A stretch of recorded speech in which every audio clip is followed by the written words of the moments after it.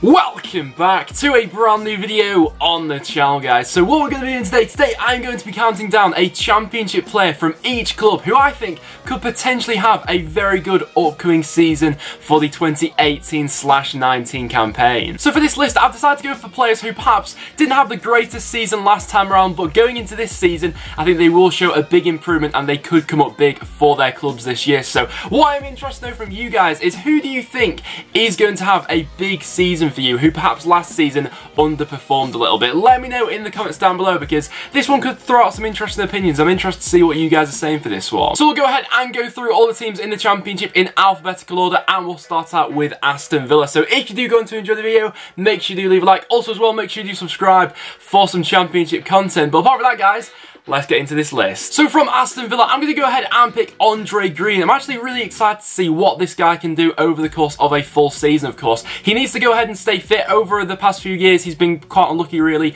with injuries. But I think if he does get a run in the first team, I'm excited to see what he can do. He's only 20 years old, and in pre-season has actually looked very impressive for Aston Villa. So if he can get a consistent run in the team this season, I think Andre Green could be a really good player for Villa. He's already come out in an interview, I think, and said that he wants to be targeting double figures this season for them, so he could certainly come up big for Villa this season. Thinking we got for Birmingham City, we are going to have Jota. Now, at times last season, he just looked like a shadow of his former self, you know. If you think about the last season he had with Brentford, he was absolutely on fire with them. He was lighting it up, being that creative source driving forward and that creative flair.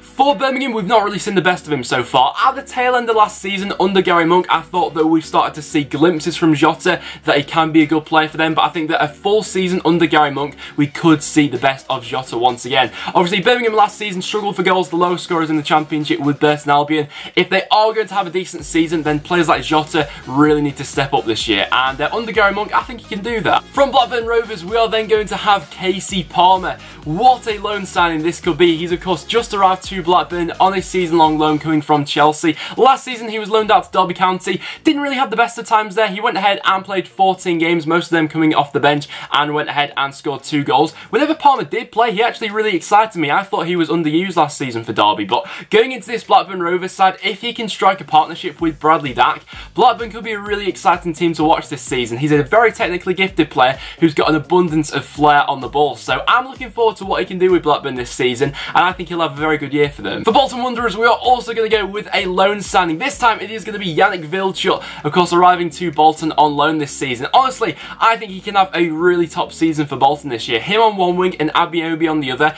I think that at times last season, especially when Gary Medine left, Bolton were a bit over-reliant on Ameobi to create something. I think that a player like Yannick Vilchut and Oztumer as well just take that responsibility off Ameobi a little bit, which should free him up as well. But Yannick Vilchut, he's a powerful winger, very strong and technically gifted. He'll fit into the way that Bolton play football, and I think he can have a very good season for them. For Brentford, we are going to have Sergey Kaos. Towards the end of last season, Sergey Kaos really started to show what he was capable of in a Brentford shirt. You know, some games he was absolutely running the show for them.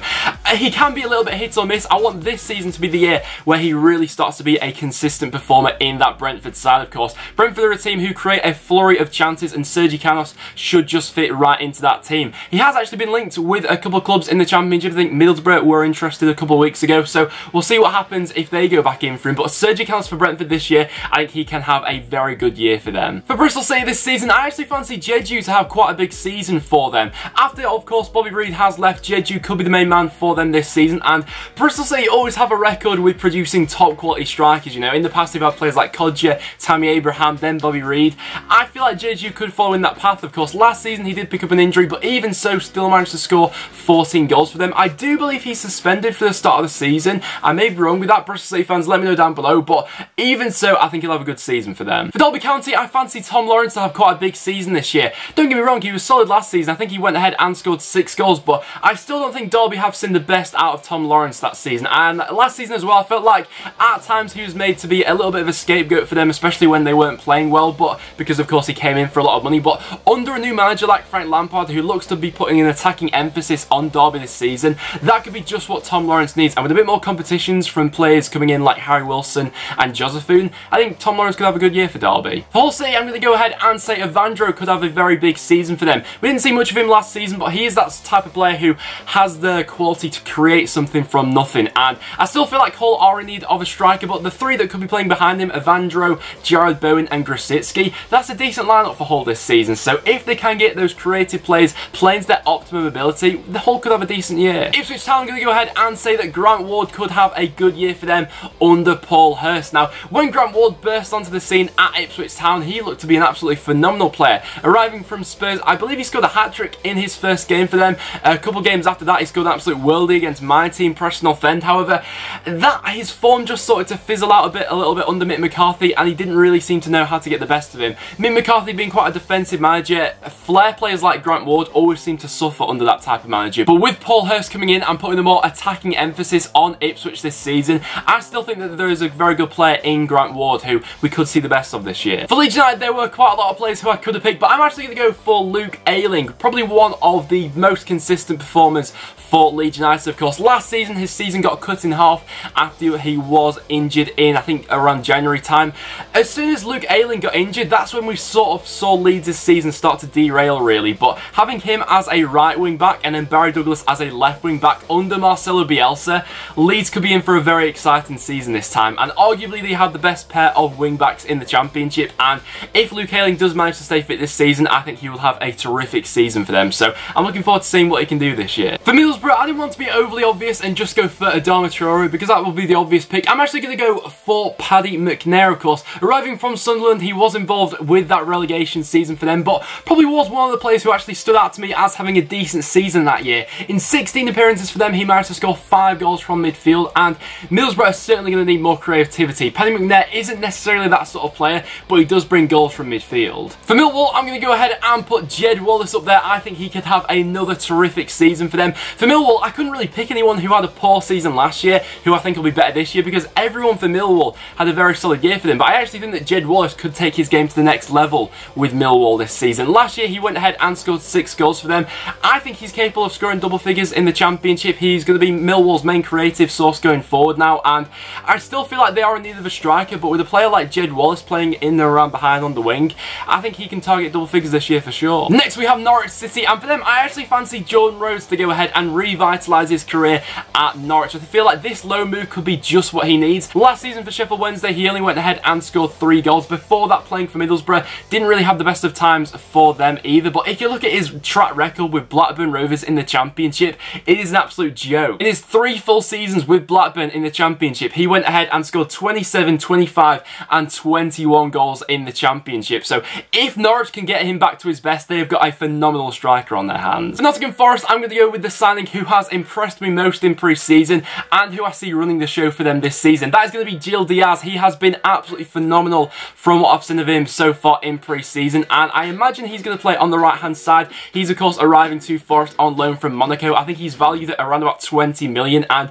you can see why. From some of his link-up play in pre-season, he looks like he's going to be a phenomenal player for them this season, and he's going to have a very important role to play for Forest this season if they are going to make the top 6. Then for my team, Preston North End, for this one, I was going to go ahead and pick Sean Maguire, but it turns out that he might be out for 3 months, so that just puts a bit of a downer on the opening of Preston's season. But even so, instead, I'm going to go for Josh Harrop. I think that most Preston fans would agree that we'd all collectively like to see more of Josh Harrop this season. Last year, most of his appearances came from the bench, and whenever he did play, he impressed. And the type of teams we struggled against last season were the teams who came to Deepdale and sat quite deep. We couldn't really break them down. Josh Harrop is just that sort of player who can produce something out of nothing, and I'd really like to see him playing more this season for us. A player from QPR who I think could have a big season this year is going to be Paul Smyth. Of course, he burst onto the scene last year, only 20 years old, and one thing that you don't have to give Ian Holloway credit for at QPR was he did introduce quite a few young players into that first team, and from what I saw of him, he's a very direct player, very good on the ball as well, and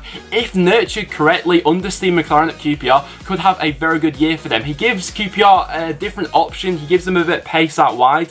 I really think he could have a good year for QPR if he's used in the right way. A player for Reading who I think could have a big big season could be their new signing actually, Sam Baldock, recently arriving from Brighton. His last season in the Championship with Brighton, he went ahead and scored 12 goals for them. Last season, Reading were crying out for another striker. You know, it was pivotal that they got someone else in this transfer window, and in the end, they've gone ahead and got Baldock over the line. So I'm interested to see how he fits into the system that Reading are going to play this year, whether they're going to play one or two up front. So I think that Baldock will improve Reading, and I'm excited to see what I can do this year for them. For Rotherham United, I'm going to go ahead and say that Kyle Vassell could have a big year for them. If they are going to go ahead and avoid the drop this season, they need a striker who's going to come up with goals in big moments for them. And with the type of striker that Kyle Vassell is, I think he can be very useful for Rotherham this season. He's a very powerful player, got a ton of pace about him as well, and has an eye for goal. In his last 2 seasons in League One with Blackpool, he's managed to score 22 goals. So stepping up to the Championship, I think he could be alright for them. For Sheffield United, I actually think that David Mcgoldrick could be a bit of a surprise package for them. Over the past few years, he's been a little bit injury prone, so if he does manage to stay fit, I actually think he can be quite an important player for them this season. He's a good player who can link the play between the forwards and the midfield, and I'd say that he's an obvious upgrade on some of the other players they've had there in the past, you know, players like James Wilson or Clayton Donaldson. I still feel like they need another striker, but as someone who can link the play and who has an eye for goal as well, he's popped up with a few in pre-season, I think David Mcgoldrick could be a good one for them this year. For Sheffield Wednesday, I'm going to say Fernando Forestieri. It is a bit of an obvious pick for Sheffield Wednesday, but of course, he was injured for the majority of last season, but even so, still managed to go ahead and score 5 goals in 10 appearances. I think his comeback game was against my team, Preston, and he scored a free kick against us. So over a full season, if he does manage to stay fit, he's going to be pivotal to Sheffield Wednesday if they are going to challenge for the top 6 this year. Playing in the free role behind the likes of Lucas Jow, Newhugh, or Gary Hooper or Fletcher, Forestieri could have a really big year this time. For Stoke City, I fancy Peter Etebo to have a very big season for them. I'm still not sure how they managed to sign him. There is a lot of Premier League interest in him, and obviously after a very successful World Cup that he had with Nigeria where he was one of their standout players, I really think that he could be a phenomenal player in the Championship. Playing alongside Joe Allen, those two could really hit off a partnership this season, and like I said, Stoke are the obvious favourites for the Championship this season, and it's no surprises with players like Etebo in there. For Swansea City, I'm going to go ahead and say that Oleg Mcburney could have a very big season for them if they do give him the chance, of course. Last season he was loaned out to Barnsley, and in 17 appearances for them, he managed to go ahead and score 9 goals, and you'd expect, you know, Swansea to have better service, so he could really hit it off for them this season, with players playing in behind him like Montero and Asoro. I really feel like Oleg Mcburney can have a fantastic season for them. He's still only 22 years old as well, so he's got a bag of potential with him, and if given the chance, I think he can be a really good player for them. For West Brom, I'm going to go with a bit of an obvious pick, but I do fancy Jay Rodriguez to have a very big year in the Championship, and if he does stay, potentially could be an outside shout for the Golden Boot winner this season. I think that with some of the service he'll get from the wide players that West Brom have got at the club at the moment,